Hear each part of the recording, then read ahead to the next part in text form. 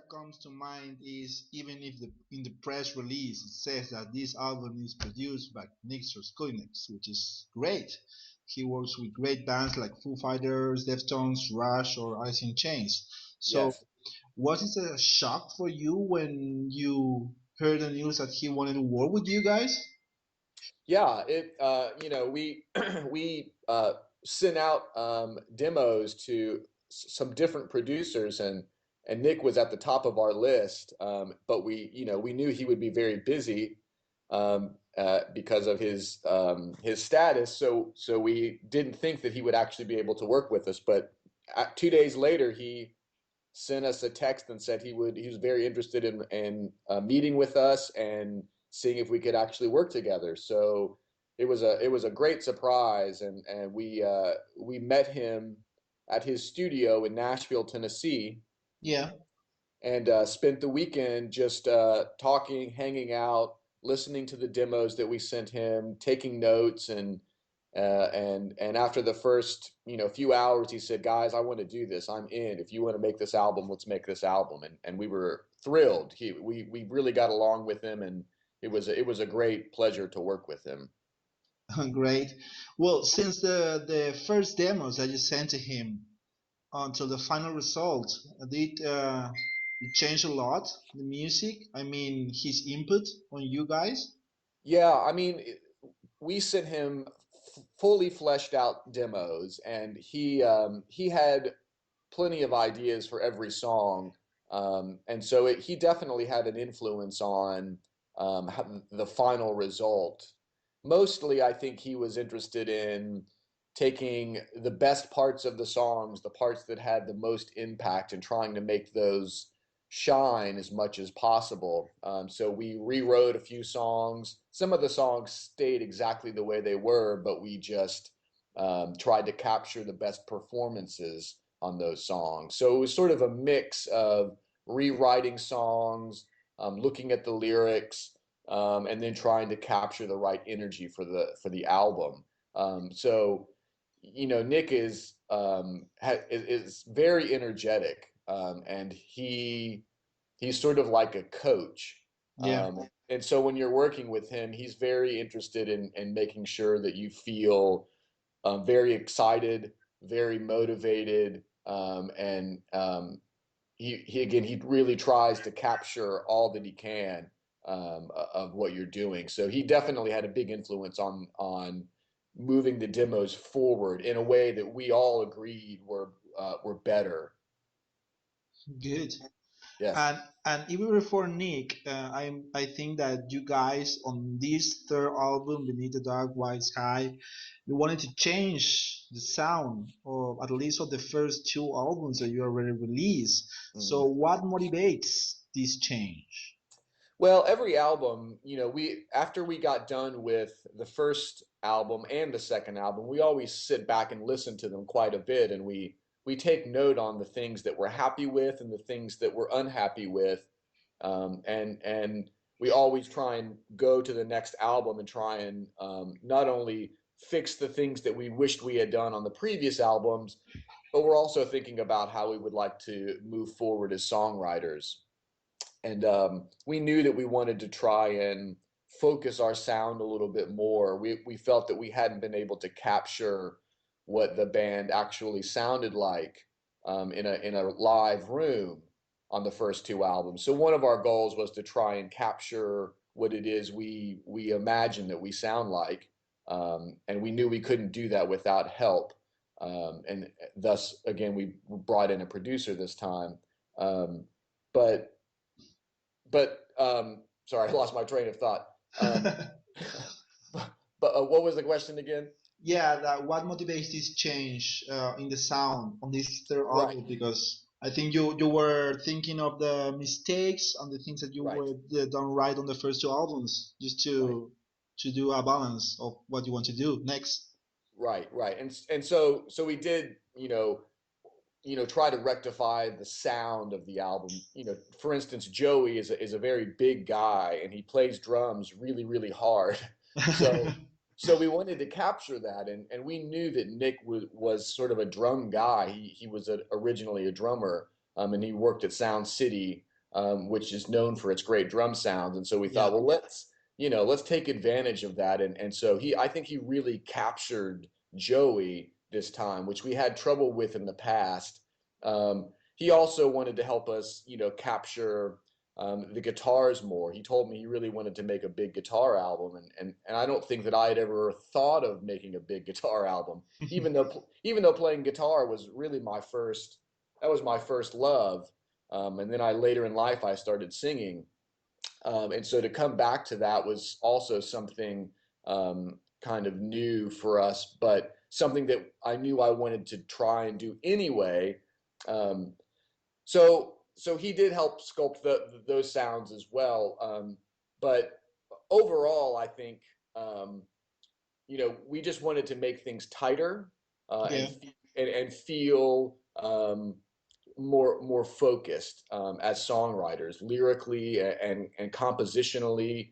And I think that we did that. I'm not sure. It's yet to be seen whether the people that like the old albums like the new albums, and I'm sure that there will be a mixed bag. Some people will really like the direction we took, and others won't. And heck, that's just the way it works. I think some of my favorite bands will put out a great album, and then they'll put out another album. I think, what happened?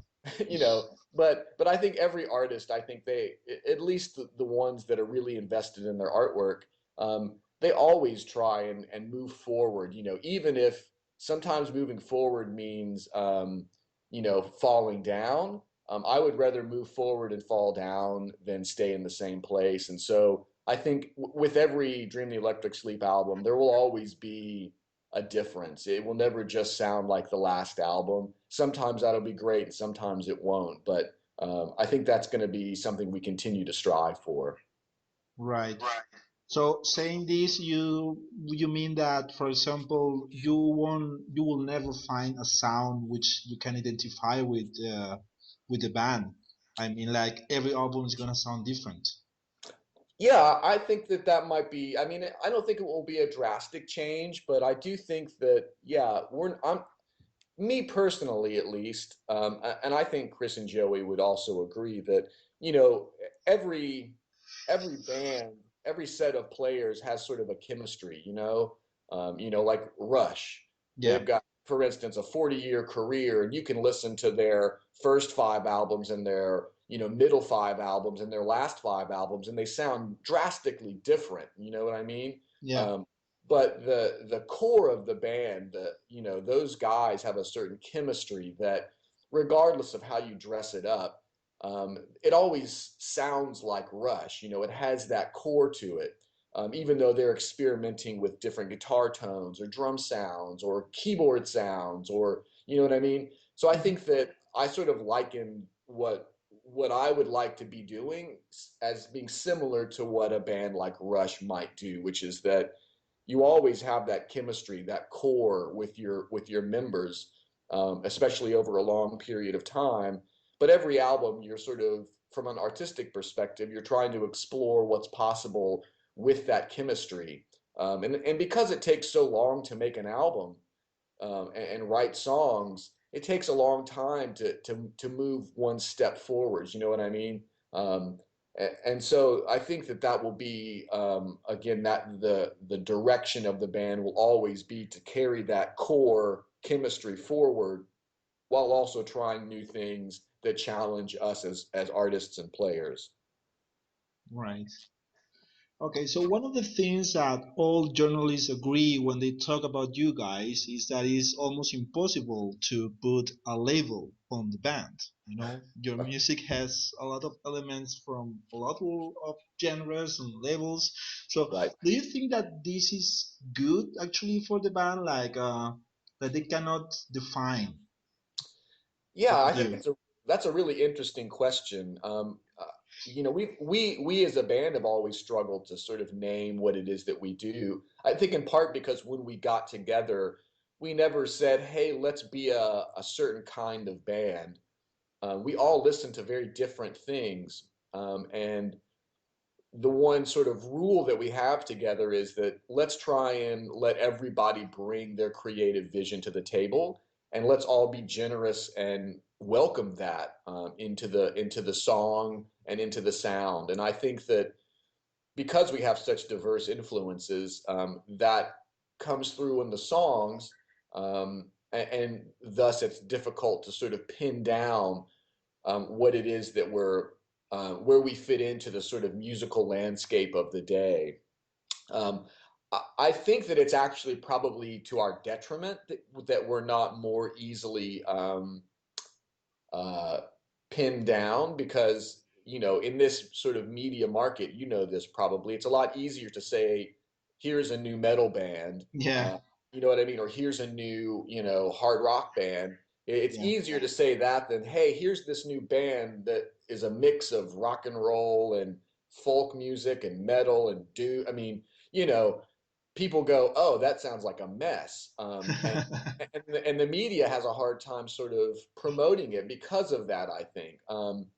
We just see ourselves as a rock and roll band. We all listen to the rock and roll from 1970s, Led Zeppelin, Pink Floyd, The Who, and those bands were pretty diverse in terms of, you know, the way that they wrote. If you listen to Led Zeppelin, it's a rock and roll band, but some songs sound like, folk songs. They've got mandolins, and others are blues songs, and other ones sound like heavy metal, and yeah. that was what I liked about those bands, was that there was such a diversity of sonic elements and songwriting styles.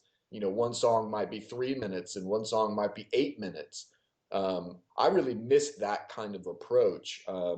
Uh, because we love so many things, so many different kinds of music, we really we need that kind of space to make it happen, what we're trying to do.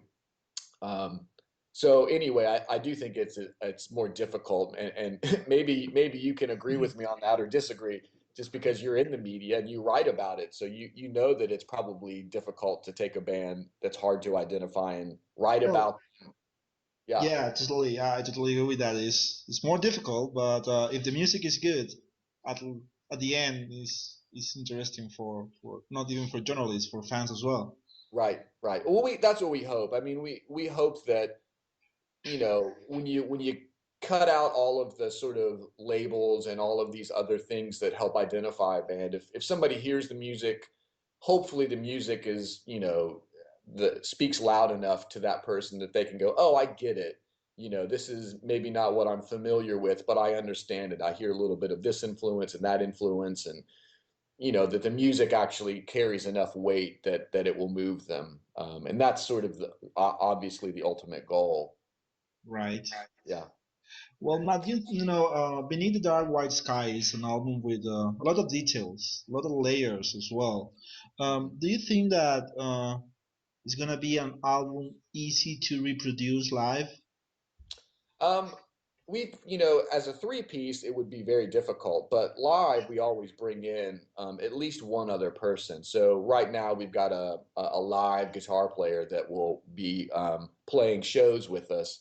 And as a four piece, you can definitely do these songs. When I write all the guitar parts and keyboards and vocals, and um, I always try to make sure that the parts can be distilled down into two guitar parts and 2 to 3 vocals. Those are the things. So if we're missing a keyboard part, usually that's not as big of a deal as missing an important guitar part or an important harmony. um, so we've got Chris can sing, our live guitar player, Billy can sing, so we can do all of our harmonies. And then, like I said, all of the guitar parts are distilled down into 2 parts. Often we combine things together as well. So um, I would say that live, it's definitely maybe even a more energetic and raw experience of the band, but it Yeah. still sounds like the music, which is obviously very important. So, but there's definitely an energy that takes place. Um, I would say it's maybe even a little heavier live, just because of this, obviously the volume that we play at, because Joey Yeah. again is such a big guy. Uh, that we have to rise above the sound of the drums some. So we're a loud band, we're a rock band, and it's really fun to kind of go into that setting and be something slightly different than what you might hear on the album. Good. Yeah. Another thing that catch my attention was the cover artwork. It resembles kind of artwork that you had when you only had the vinyls, not the CDs. You had the Hmm. big cover artwork that you Hmm. can be staring at when you were listening to the full album. So I Right. was wondering, how much importance do you give to the graphic side of Oh Let You gosh. Sleep?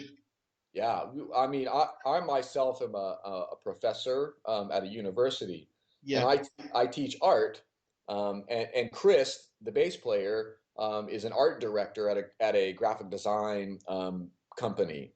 And yeah, so we pay a lot of attention to the way the artwork ties into the album, and so it's very important that we find the right art to go with the work. And we I was friends with an artist from Germany who went to grad school with me, yeah. um, and when I saw his body of work recently, like a couple of years ago, we were writing these songs, and I said, "That's it. That's the look of the sound." And as soon as he was already a fan, and I said, "Nils, would you be willing to do the cover artwork for the next album?" And he was very excited about the idea because he had not done cover artwork yet for a band. So he sent me about 20 collages over a 3 or 4 month period. And as soon as I saw that one that became the cover, Good. I knew it was the right one. I just felt right. It captured the feeling. And I knew that there was enough in there that, if you had a big vinyl, cover of this, that, like you said, you could listen to the album and look at this piece and see how it sort of ties in, it weaves into the songs and the themes of the album. So yes, it's very important. I love visual art, and I want to bring that in as powerful a way as possible whenever possible. Great. Well, now just to finish the interview, one last question. After two independent releases, you are now with Mutiny Records. You're Mhm. releasing the album with them. So, do you think that this will help you as a band to go to the next step, or what does the next step means to you? Yeah, I mean, we stayed independent for 2 albums. Um, in part because you know we weren't sure what we needed. We just wanted to first start writing music and getting it out to people to see what it did. Um, so it took a long time for us to figure out what that next step would be, and so we decided that we, at least for the time being, wanted to find a label that maybe didn't offer traditional deals in the way a record deal is thought about. We wanted more of a partner in the process that was that had some flexibility Yeah, and allowed us to sort of also be a bigger part of what happens with the album. And we knew Nazreen from Pirate Smile. She had been in contact with us maybe 8 years ago, and we had been in touch on and off for a long time. And when I heard that Pirate Smile and Odyssey Music Network were starting this label, in fact, Nick's manager is the one who said, "Hey, you should check out this new label called Mutiny Records." hmm, When I looked them up and I saw that Nazarene, Pirate Smile, and Odyssey were involved with that, I said, "Great, that sounds like a really cool idea to me." And I contacted Nazreen and gave her the new album. She hadn't heard it yet, and that's how that sort of took shape. Um, what we hope to happen is, you know, I want to reach more people. Obviously, I'm 36, so I'm not like a kid anymore, and the dreams of the adolescent dreams of rock and roll stardom, those faded a long time ago. What I want is I want to make great music, and I want to get that out into the world, and I want to have conversations about it, just like I'm having with you. I think this is the most interesting part is to put something out there and then um, have conversations with people about it. yeah. What works about it, what doesn't work. That's the artist in me that is more interested in sort of the long term, Um, so certainly, being able to make this as financially sound as possible, so that we can continue to make music. That's one of the reasons we decided to move forward with a label, but also because they have greater reach, and we can hopefully find more people that like what we're doing, and then continue to make music for those people. Yeah. Yeah. It's still amazes you that, for example, someone in India or in Asia will be listening to something that you recorded in the States, and they are uh, at the minute fans of you. Yeah, it blows my mind. I mean, just the fact that you and I are talking Yeah, blows my mind. I mean, it's if you back up 20 years ago, this would have been so much more difficult, first for a US band to reach into other places in the world, but then to be able to just quickly have conversations like this. I think it's incredibly exciting. Um, and you find out that for me, the United States, the music market here is, it can be very, what's the word? It's very, I always say it's a little shallow, yeah, uh, and sometimes a little vapid. So we like things, it seems, in the States that are easily digestible, um, and not very risky. And I was pleasantly surprised to find out in other places like Italy, yeah, and like Germany, that there are music listeners out there that are really invested in music that isn't shallow, and that isn't vapid, and that isn't just a pop song. So it's so great to find other fans of music that really listen to what's being put out, and have opinions, and are actually excited about new music. I'm sure that happens in the United States too, but the market is just so spread out. You might have 10 fans in one city and 10 fans in another city, and it's hard to get those fans to come to one spot to see you. And so, yeah, so I'm really always excited by the fact that we can reach out into other places.